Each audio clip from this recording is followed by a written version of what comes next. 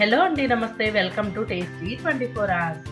ఈరోజు టేస్టీ 24 అవర్స్లో మనం మన చిన్ననాటి జ్ఞాపకం చింతపండు చాక్లెట్ ఎలా చేసుకోవాలో చూద్దామండి. 90's కిడ్స్కి చిన్నప్పుడు ఇది చాలా ఇష్టమైన స్నాక్ కదండి. మరి మన పిల్లలకు కూడా దీన్ని రుచి చూపించేద్దాం. బయట మార్కెట్స్లో మనకి ఇప్పుడు అంతగా అవైలబిలిటీ లేదు కాబట్టి మనం ఇంట్లోనే చేసి మన చిన్నతనం నాటి చిరుతిండ్లను మన పిల్లలకు కూడా రుచి చూపించేద్దాము. ఎలా చేసుకోవాలో చూసేద్దాం.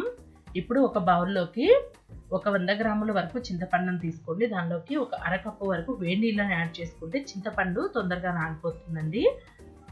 వేడి నీళ్ళని యాడ్ చేసుకుంటే ఒక 20 నిమిషాల్లో ఇలా నానిపోతుందండి మంచిగా. ఇలా నానిన తర్వాత దీన్ని మిక్సీ జార్లోకి ట్రాన్స్ఫర్ చేసుకోండి. ఇంకా వాటర్ ఏమి వేయకండి, ఇవే సరిపోతాయి.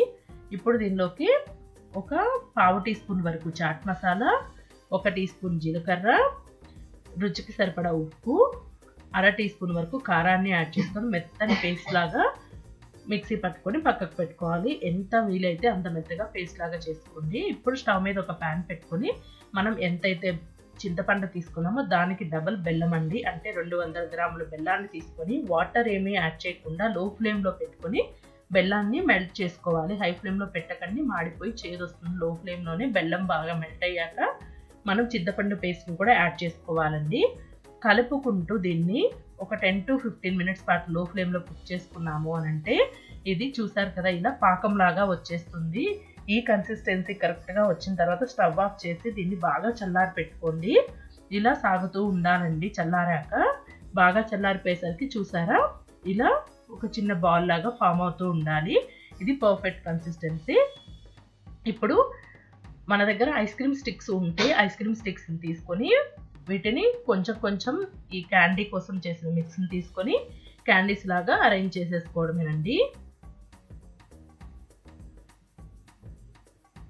ఇలా ఫింగర్తో మనం షేప్ చేసుకున్నామంటే సేమ్ యాజ్ ఇట్ ఈస్ మనం చిన్నప్పుడు షాప్స్లో కొనుక్కొని తినేవాళ్ళం కదా చింతపండు క్యాండీలు, అలాగే ఉంటాయండి. ఫుడ్ ర్యాప్ కవర్ ఉంటుంది కదా, దాంతో కవర్ చేసేసి పిల్లలకి ఇచ్చారు అని అంటే చాలా ఎంజాయ్ చేస్తారండి. చాలా బాగుంటాయి టేస్ట్. మీ దగ్గర ఈ పాప్ స్టిక్స్ కానీ లేవు అనుకుంటే వీటిని చాక్లెట్స్ లాగా అయినా చేసుకోవచ్చండి. ఫుడ్ ర్యాప్ కవర్ని తీసుకొని ఇలా ఒక చిన్న బాల్ని ఇలా రోల్ చేసుకొని చాక్లెట్ లాగా చేసుకోవచ్చండి. వీటిని మనము ఎయిర్ టైట్ కంటైనర్లో పెట్టుకొని ఫ్రిడ్జ్లో పెట్టుకుంటే 2-3 మంత్స్ వరకు మనకి ఫ్రెష్గా ఉంటాయండి. మౌత్ ఫ్రెష్నెస్గా కూడా యూజ్ అవుతాయి ఇవి. నాన్ వెజ్ ఫుడ్స్ అలా తిన్నప్పుడు చాలా టేస్టీగా ఉంటాయి. మన పిల్లలకు కూడా మరి మన చిన్ననాటి జ్ఞాపకాలని చూపించేద్దాం. మనం కూడా ఒక్కసారి మన చైల్డ్హుడ్లోకి అయితే వెళ్ళిపోదాము.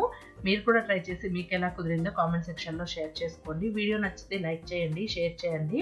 ప్లీజ్ అండి, టేస్టీ 24 అవర్స్ ఛానల్కి సబ్స్క్రైబ్ చేసుకొని సపోర్ట్ చేయండి. Thank you for watching.